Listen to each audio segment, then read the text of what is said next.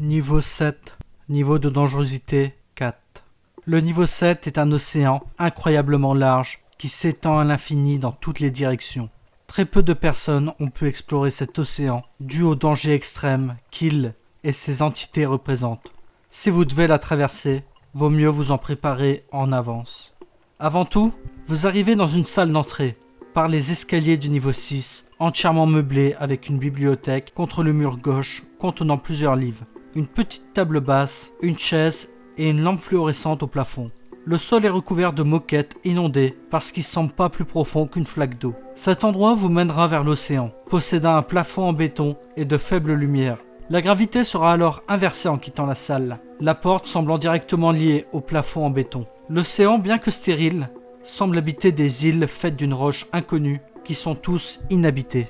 Le niveau de la mer est séparé en plusieurs parties en fonction de leur niveau de luminosité. La zone de lumière du jour est le plus éclairé de l'océan. La zone du crépuscule est située juste en dessous, à 1 km en dessous de la surface, légèrement plus sombre et froid. On y trouve des ossements et des morceaux de métal rouillé, ainsi que dans certains cas, des squelettes humains.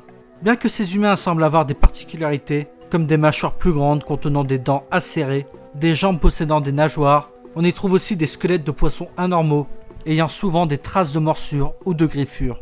La pression ici est forte, mais pas assez pour écraser le squelette humain.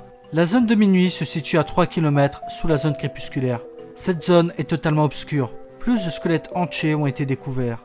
On a également trouvé des squelettes de poissons géants à la structure incompréhensible. Les abysses situés à 7 km en dessous de la surface est considéré comme trop dangereux pour être exploré. L'expédition la plus longue à l'heure actuelle a duré un peu plus de 2 minutes.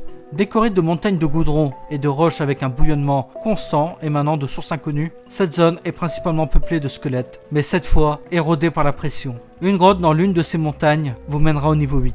En ce qui concerne la profondeur exacte de l'océan, elle est inconnue et infranchissable. Cependant, en raison de fibres synthétiques trouvées, on peut supposer que le sol de l'océan est fait de tapis. Deux entités vivent ici, la terrible chose du niveau 7 et Tini, qui semblent à eux deux avoir dépourvu l'océan de toute forme de vie. Très rapide, fort et pouvant percevoir au loin, ces deux entités sont le danger principal de ce niveau. Tini se situe dans la zone crépusculaire, tandis que la chose du niveau 7 envahit la zone de minuit et les abysses.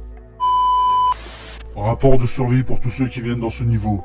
Il faut avant tout prendre son temps dans la première salle, et chaque allée dans l'océan doit mener à un retour. Pour ça, il faut faire tomber une échelle ou une corde au préalable. Elle doit être attachée à la salle d'entrée, sinon il en sera fini de vous. L'océan est si froide qu'elle peut vous tuer si vous y restez trop longtemps. Mais l'air, ou peut être la mer de ce niveau, possède une étrange propriété qui vous permet de retenir votre respiration plus longtemps. En moyenne, votre respiration peut durer 30 minutes, ce qui rend la navigation possible. Une confrontation avec une entité, et c'est fini. Tini est sensible au son, tandis que la chose l'est à la lumière. Prenez en compte ces deux facteurs pour plonger en toute sécurité. Certains humains ont décidé de vivre sur une île. Si vous les croisez, éloignez-vous. Ils seront hostiles envers vous. Ils vénèrent la chose du niveau 7 et vivent avec des matériaux de récup rassemblés avec du goudron pour faire leur maison. Vous pouvez entrer dans ce niveau par l'escalier du niveau 6 ou par une flaque d'eau sur le sol du niveau 8. Pour sortir, vous pouvez plonger jusque les abysses et entrer au niveau 8. Si vous allez dans les abysses et perdez connaissance, alors vous irez au niveau 83. Une sortie environ 150 mètres à l'ouest de l'entrée sous la surface sera marquée de tuyaux sous-marins massifs et de piliers en pierre en forme de cercle. Dans cette formation se trouve une porte en bois qui mène au niveau 9.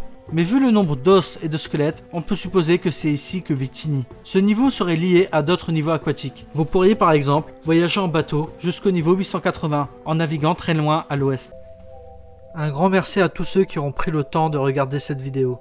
Si elle vous a plu, n'hésitez pas à la liker, à la commenter et à la partager. Cela aide énormément la chaîne. Au moment où je vous parle, d'autres recommandations pour des vidéos sur les backrooms sont apparues. N'hésitez pas à aller jeter un petit coup d'œil et merci à ceux qui le feront. Bye!